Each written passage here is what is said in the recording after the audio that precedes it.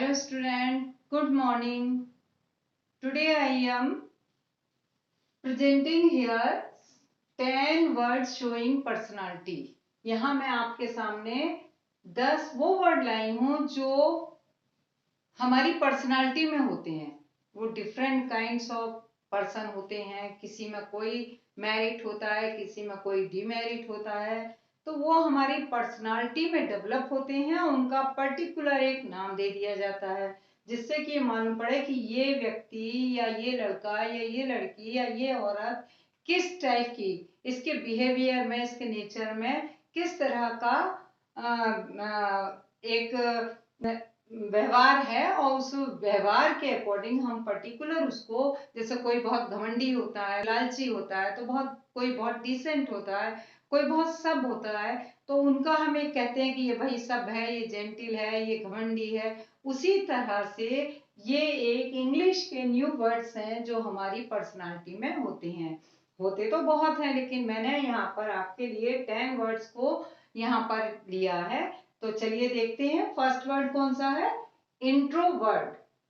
What is means of introvert? जैसा कि नाम है इंट्रोवर्ट, इट मीन्स अपने आप में सीमित रहने वाला। आपने देखा होगा बहुत से लोग ऐसे होते हैं जो बहुत गुमसुम रहते हैं, ज्यादा लोगों से मिलते जुलते नहीं है, उन्हें अपने काम से काम होता है, मतलब बाहरी दुनिया से, बाहरी लोगों से मिलना जुलना पसंद नहीं होता है, वो अपने आप में ही ठीक मस्त रहते हैं, उनको हम बोलते हैं इंट्रोवर्ट। वहीं पे कुछ लोग ऐसे होते हैं जो कि कोई जान पहचान नहीं होती है, लेकिन वो चलते रास्ते में भी वो अपनी फ्रेंडशिप कर लेते हैं, हेलो हाय करके दोस्त बना लेते हैं, अपने आप से ज्यादा दूसरों की चिंता करते हैं, दूसरों के बारे में सोचते हैं और दूसरों में घुल मिल के रहना पसंद करते हैं। उनको हम क्या बोलते हैं? एक्सट्रोवर्ट। दूसरों में अधिक रुचि लेने वाला, यानी एक है जो अपने में रुचि ले रहा है, उसको हम कहते हैं इंट्रोवर्ट। लेकिन एक ऐसा है जो अपने में तो लेता ही है लेकिन वो दूसरों में भी रुचि लेता है, तो उसको हम बोलते हैं एक्सट्रोवर्ट। EXTROVERT, दूसरों में अधिक रुचि लेने वाला। थर्ड वर्ड है आपका ब्लास्ट। लोगों और सांसारिक चीजों से उकताया हुआ। बहुत से लोग ऐसे होते हैं, बहुत फेड अप हो जाते हैं, बहुत अपने टेंशन में रहते हैं कि कोई नहीं, जो हो रहा है होने दो, उन्हें कोई टेंशन नहीं है, जो है ठीक है, अदरवाइज वो भी ठीक है, जो मिल गया वो ठीक है, नहीं होना तो वो भी ठीक है। सांसारिक चीजों से उकताया हुआ, जो हमारे रूटीन वर्क हैं, जो हमारे जीवन में चलने वाले जो डेली रूटीन के वर्क है, उससे भी फेडअप सा रहता है, उसको ब्लास बोलते हैं। BLASE। लोगों और संसार से उकताया हुआ, जो उबा हुआ इंसान होता है, जी तो रहा है लेकिन ना कोई उसे इच्छा है ना कोई तमन्ना है, बस जो जरूरी काम है बस वो करना है। नेक्स्ट वर्ड है आपका डिफिडेंट। शर्मीला और दब्बू स्वभाव वाला। बहुत से लोगों को आपने देखा होगा कि उन्हें सब कुछ आता है, सब है, लेकिन अगर आप कहो कि अच्छा ये चीज बोल के दिखाओ, ये चीज करके दिखाओ, तो नहीं, ये नहीं करना आता। सब है लेकिन करना नहीं है। क्यों? क्योंकि दूसरों के सामने हमें नहीं प्रेजेंटेशन अपनी देनी है, तो उनको हम शर्मीले टाइप के होते हैं, दब्बू टाइप के होते हैं, दूसरों के सामने अपनी बात को एक कॉन्फिडेंस से नहीं रख पाते हैं, तो उनको हम बोलते हैं डिफिडेंट। डिफिडेंट मीन्स होता है शर्मीला और दब्बू स्वभाव वाला। नेक्स्ट वर्ड है डॉगमेटिक।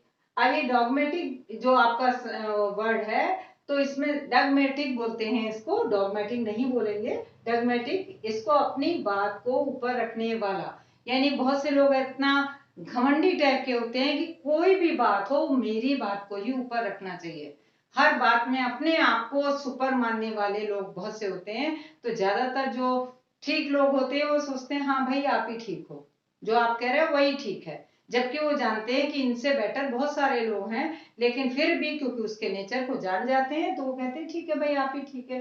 तो ये डॉगमेटिक होता है, अपनी बात को ऊपर रखने वाला व्यक्ति डॉगमेटिक। अब है सैडिस्टिक। दूसरों को तंग करके खुश होने वाला।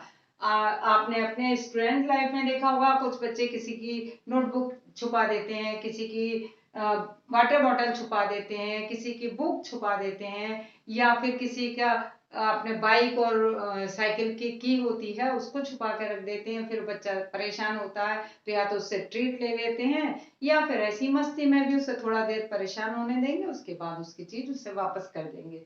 तो ये सैडिस्टिक टाइप के लोग होते हैं जो दूसरों को तंग करके, दूसरों को परेशान करके मस्ती लेते हैं, मजा लेते हैं कि चलो देखो कितना परेशान हो रहा है। अब वो 1-2 घंटे तक परेशान हो गया, उसके बाद उसको चीज वापस कर दी।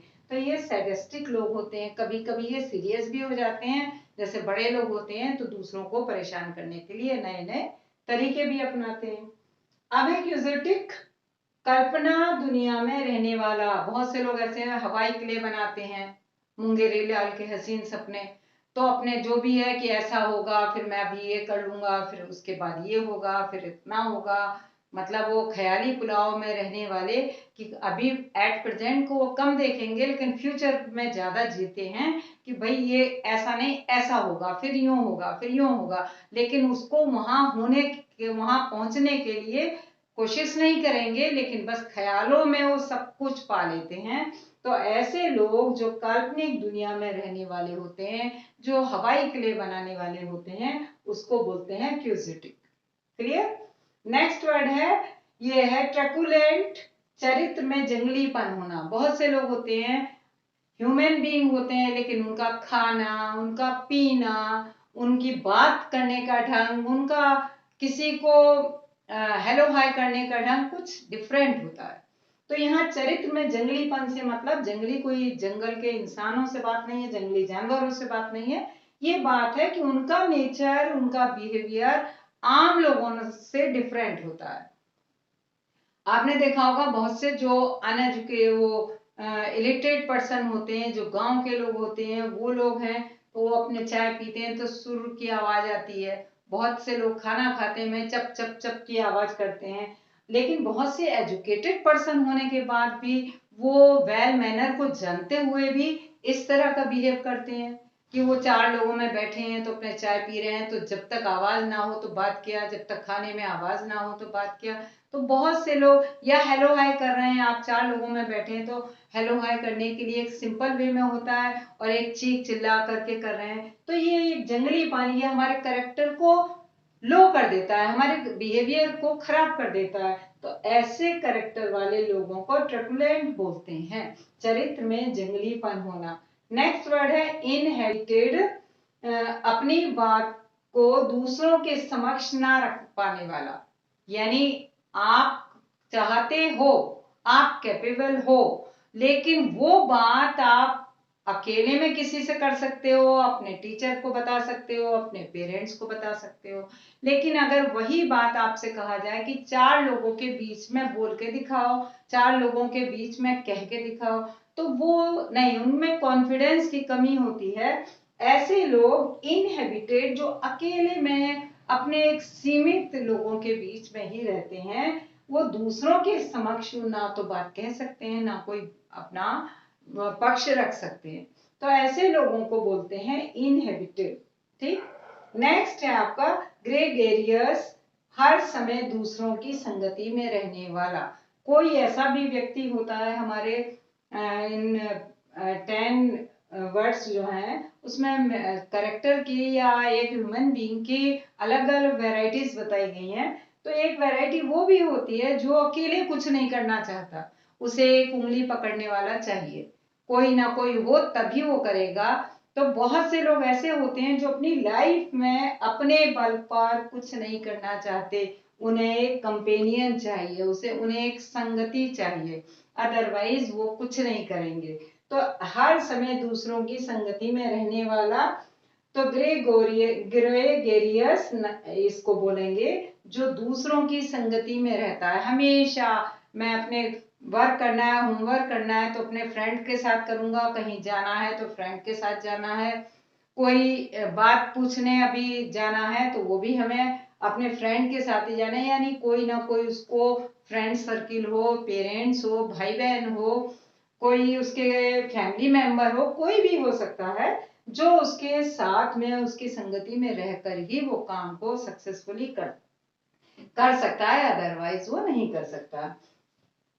तो इस तरह 1 to 10 ये आपके 10 वर्ड्स शोइंग पर्सनालिटी, ये आपके 10 वर्ड्स हैं जो किसी भी ह्यूमन बीइंग की पर्सनालिटी को शो करते हैं कि ये व्यक्ति किस तरह का है। तो आगे से आप इस तरह के, जब भी आप एक सोसाइटी में बैठते हैं, अपने क्लास में बैठते हैं, अपने फ्रेंड सर्कल में बैठते हैं, तो आप प्रॉपर वर्ड से उस बच्चे को क्लासिफाई कर सकते हो कि ये इस नेचर का है और ये इस नेचर का है। जब आप कहते हैं कि अपने आप में सीमित रहने वाला, गुमसुम रहने वाला है, तो आप इंट्रोवर्ट कह सकते हो। जो दूसरों में ज्यादा रुचि लेने वाला है वो एक्सट्रोवर्ट हो गया। जो दूसरों को तंग करके खुश हो, बहुत से बच्चे होंगे आपकी क्लास में, तो आप ये चीज को देख करके, जो हिंदी में लिखी है उसको देख करके आप वो दे सकते हो। इस तरह आपको उस बच्चे से रिलेटेड, उसके नेचर से रिलेटेड वो वर्ड भी याद हो जाएगा और आपको ये स्पेलिंग भी याद हो जाएंगी और आपकी माइंड ऑफ डिक्शनरी में 10 न्यू वर्ड्स भी ऐड हो जाएंगे। ठीक है, तो आप इनको करिएगा। और जो बच्चे न्यू हैं वो बच्चे सब्सक्राइब करना ना भूलें। अगर वीडियो अच्छी लगती है तो लाइक भी किया करो।